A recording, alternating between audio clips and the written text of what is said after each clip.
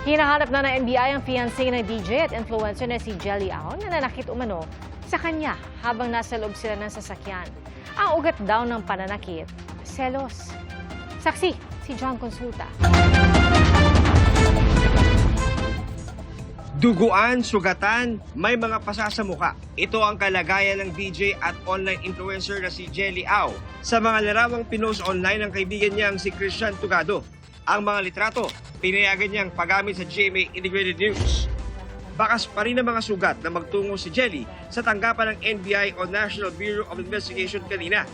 Ang may kagagawan daw nito, kanya mismong nobyo na pakakasalan na dapat niya sa Mayo. Ito po, yung sa may noo ko po, feeling ko po kasi kinukuha niya yung buhok ko, parang kinukuha niya tapos ginaganon niya ako habang nagdadrive siya. Sa mata ko po, ganon din po. Kamao niya lang din po yung gamit. Yung ipin ko po na basag. Sobrang seloso po kasi parang maliit na bagay po pinagseselosan niya. Ayon kay Jelly, nasa expressway sila nang mangyari ang pananakip noong Miyerkules ng madaling araw.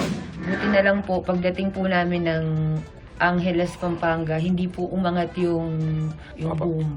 Kaya yun na po yung chance ko para makahingi ng tulong. After po noon, nakita ko siya tumatakbo.